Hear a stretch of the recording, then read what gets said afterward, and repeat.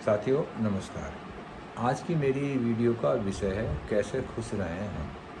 वर्तमान समय में हर व्यक्ति के लिए कोई ना कोई विषय ऐसा है जो उसे चिंताग्रस्त रखता है, या वो परेशानियों में है या परेशान रहता है परिवार के द्वारा या किसी अन्य बाहर के कारणों के द्वारा। लेकिन कुछ समस्याएं ऐसी होती हैं जिससे व्यक्ति उन्हें खुद ही जो है ग्रहण करता है और परेशान होता है। तो इसी विषय में मैं थोड़ी सी चर्चा कर रहा हूँ। और वर्तमान समय में हमारी एक सबसे बड़ी कमी यह है कि हम अनुमान ज़्यादा लगाते हैं किसी भी संबंध में, किसी व्यक्ति में या किसी अन्य विषय में हम अनुमान लगाते हैं, और हमारे अनुमान लगाने से हम बिना वजह परेशान होते हैं, चिंताग्रस्त रहते हैं। और चिंता जो है चिता के समान होती है। अनुमान लगाने की अपनी आदत को छोड़ना पड़ेगा। और दूसरा मेरा ये मानना है कि हमें संतोषी होना चाहिए। हमारे पास जो भी साधन हैं, जो है हमारे पास आय का साधन है या जो भी हमारे पास है, हमें उसमें संतोषी होना चाहिए और संतोष करना चाहिए। हाँ, अधिक प्राप्त करने के लिए व्यक्ति को महत्वाकांक्षी भी होना बहुत ज़रूरी है, लेकिन पहले संतोषी होना ज़रूरी है। अगर हम महत्वाकांक्षी हैं तो हम उससे अधिक भी प्राप्त कर सकते हैं। एक मध्य वर्गीय परिवार में छोटी छोटी खुशी छोटे छोटे उत्सव से प्राप्त हो जाती है। छोटे छोटे कारणों से हम प्राप्त कर लेते हैं। ये ज़रूरी नहीं कि बहुत बड़ा उत्सव हो उसमें ही हमें खुशी मिलेगी।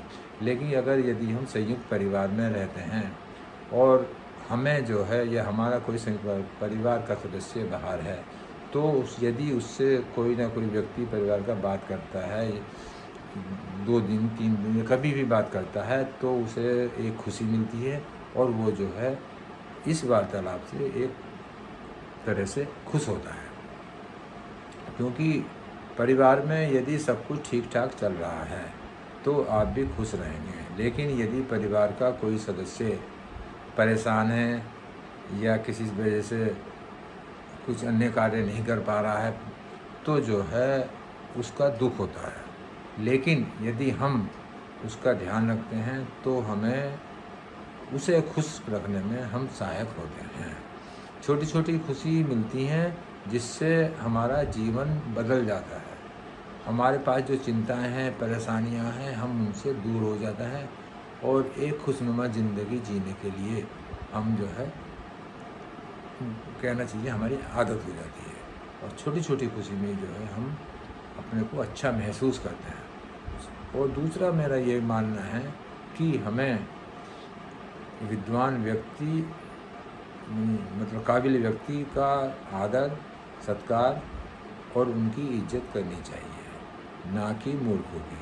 क्योंकि वर्तमान समय में कुछ ऐसा ही चल रहा है। क्योंकि यदि हम विद्वान लोगों का आदर करेंगे, सम्मान करेंगे, उनके विचार हमें मिलेंगे और उनके अच्छे विचार हमारे परिवार में आएंगे और हमारे परिवार हमारे बच्चों में आएंगे और परिवार का हर सदस्य खुश रहेगा। तो इससे ये मेरा और मानना है कि यदि हम खुश रहते हैं तो परिवार की उन्नति भी रहती है, आप स्वयं भी एक प्रकार से उन्नति करते हैं। और अगला विषय पे चर्चा करूँगा मैं कि हमें ये सोचना चाहिए कि हम दूसरों को क्या दे सकते हैं जिससे वो जो है व्यक्ति खुश हो। हमें लेने की आशा नहीं रखनी चाहिए। केवल अपने इष्ट देवता से ही आप मांगिए, जिससे जो है क्योंकि वो ही आपका साथ देता है। अन्य किसी से उम्मीद ना रखिए। हाँ, अपने विचार इस तरह से रखिए कि आप दूसरे व्यक्ति को किस तरह से खुश रख सकते हैं। और आपने कभी सोचा भी होगा कि यदि आप किसी की सहायता करते हैं तो आपके मन में एक प्रकार से प्रसन्नता होती है, और यदि आप किसी के साथ गलत करते हैं, धोखा देते हैं उसे, तो आपका मन विचलित रहता है। उस तरह से आप जो है प्रसन्न नहीं रह सकते, आप हमेशा परेशान रहेंगे, आपका जो है स्वास्थ्य भी उससे ख़राब हो जाएगा। तो हमेशा इस बात का जिक्र है कि हम दूसरों को क्या दे सकते हैं, हम दूसरों को किस प्रकार खुश रख सकते हैं। यदि हम दूसरों को खुश रखेंगे तो हम स्वयं भी खुश हो जाएंगे, क्योंकि इसी से जो है हमारे परिवार का थोड़ा बहुत भला हो सकता है। क्योंकि अच्छी बातें सीखना, अच्छे गुण लेना और अच्छी तरह से अपना जीवन व्यतीत करना, ये भी एक तरह की कला है। कैसे खुश रहें, इस विषय पर मैंने थोड़ी चर्चा करी है, और यदि ये मेरे अपने विचार हैं और ये मैं मानता हूँ, क्योंकि विचार सबके अलग अलग होते हैं, लेकिन अगर आपको इस वीडियो से थोड़ी बहुत भी खुशी मिलती है तो मुझे बहुत अच्छा लगेगा। और इस विषय पर मैंने जो चर्चा करी है, आप भी उस पर विचार करना। इस छोटी सी चर्चा के बाद मैं अपनी वाणी को विराम देता हूँ, और हमेशा की तरह ईश्वर से यही प्रार्थना करता हूँ कि आप मेरे मिलने वाले हैं, जिन रिश्तेदार या संगी साथी जहाँ भी रहें, खुश रहें और अपना खुशनुमा जीवन व्यतीत करें। नमस्कार।